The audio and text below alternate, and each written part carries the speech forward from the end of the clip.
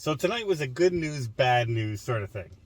What's the good news? The good news was we finally got to go see a new movie in the theater after 8 weeks of nothing in the theater to see. Yeah, it's been quite a drought. It's been horrible. Don't know what Hollywood is thinking. It's been the dullest fall season I've ever had. But tonight, we got to go see a star-studded cast movie. Amsterdam. Lots of stars. Christian Bale, Margot Robbie, Chris Rock, Robert Deniro. Zoe Saldana. Saldana. But it was close. I was close. Zoe, and, from Avatar fame, if you will. And just tons of stars.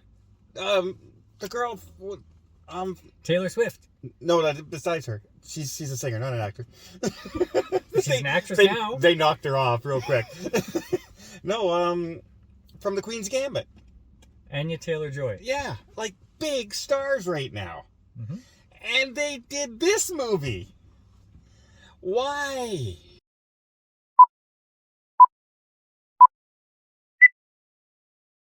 I hated it.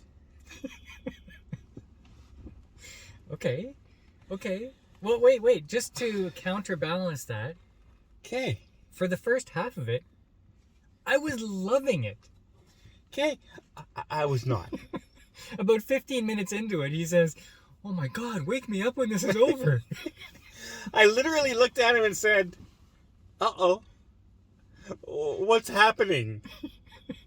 Oh, I know. Nothing. Nothing is happening in this movie. Okay, so let's set the stage for the movie first. Okay. Okay, so you have Christian Bale's a doctor, and he... Veteran?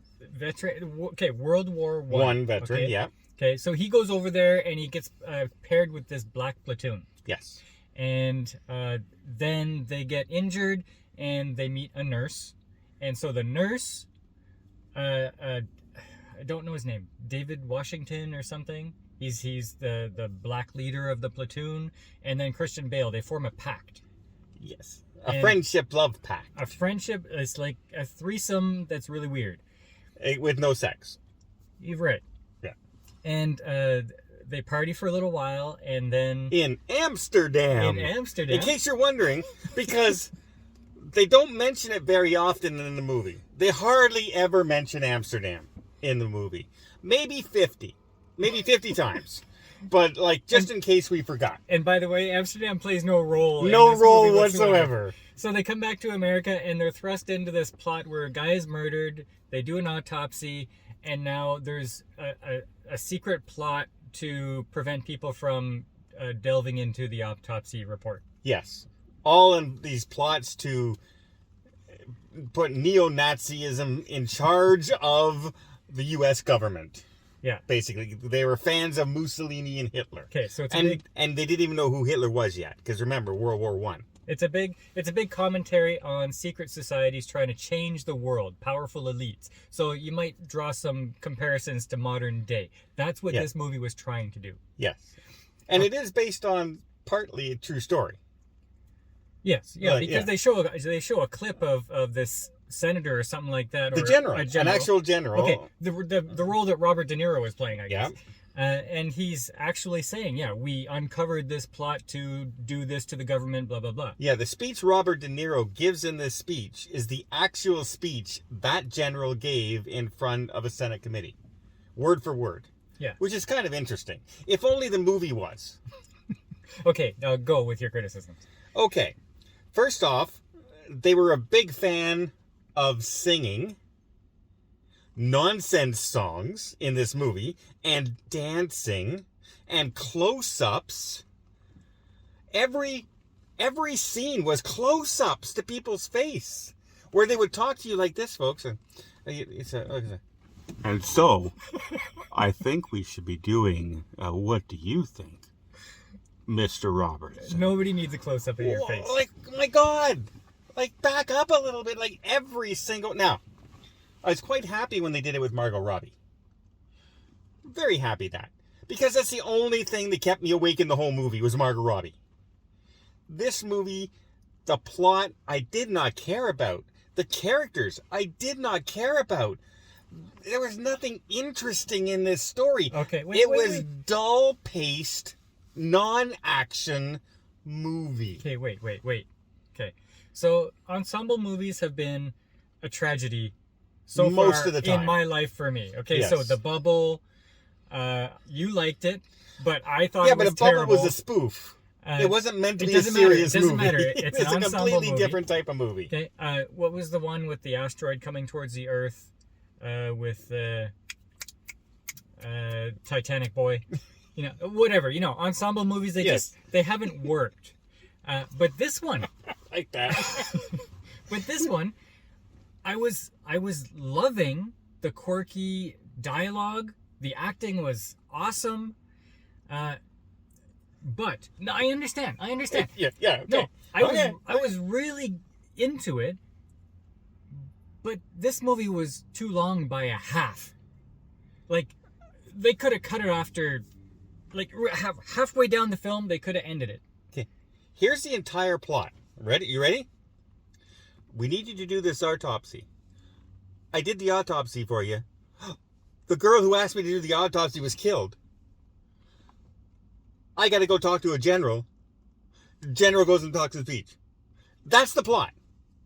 It took me, 13 seconds to tell you that plot. This is 2.5 hours? Close to it? It felt like 7. It felt like 7 hours in this movie. I will not disagree with that. Because everything was slow. At the end, you figure, okay, this is the end. But no, it went on for 45 minutes. It didn't run. And it was narration. Like Christian Bale standing there doing this. Oh. Yeah. And then he's talking about what's going on in the scene. He's like just telling us. Yeah. For 45 minutes. As they're saying the things in the scene. It was ridiculously long. It was like Lord of the Rings ending. That sums up the movie. Every scene, every dialogue, everything that happened went on too long. Yes. In this movie. Yes. Way too long. It took out any suspense. It took out hardly, I laughed a couple times. Slight jokes. Glass eye jokes. Stuff like this. But even the action, nothing landed. I thought, I was just entranced by the really good dialogue and the really good acting.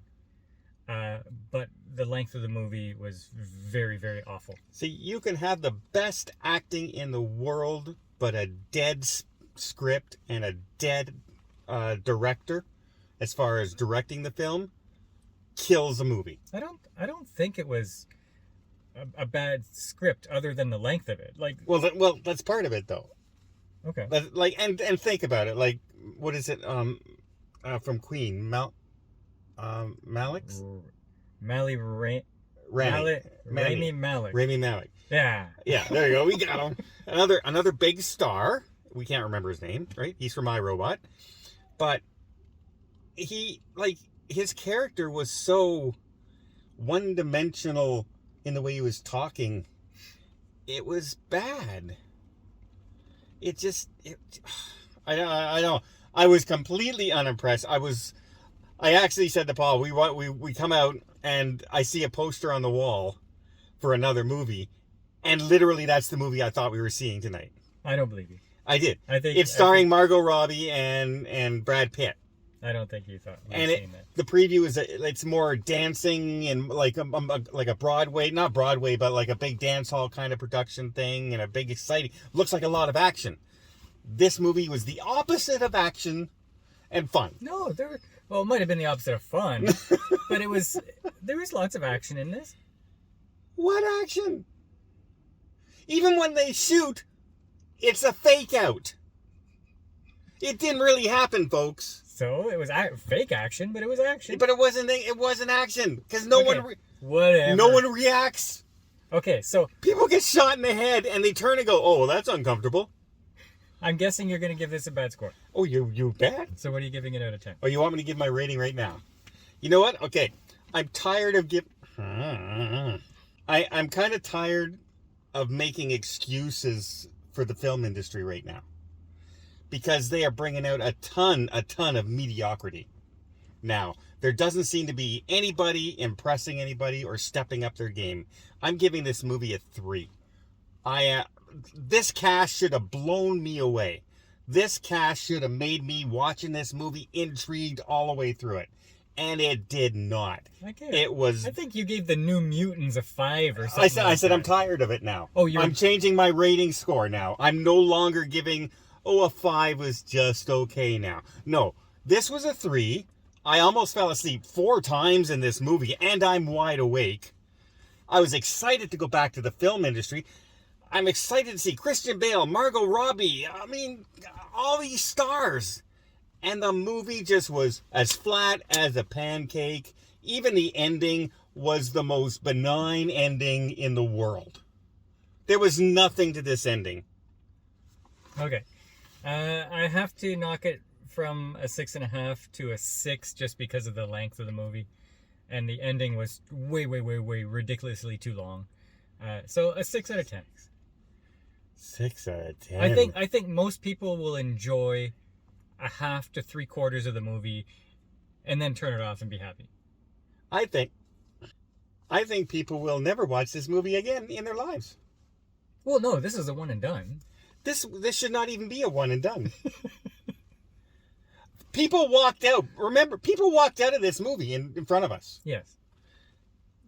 They were right. Well, one couple walked out, and I think they had a fight because you said they both went in different directions. They were 2 guys, a father and a son.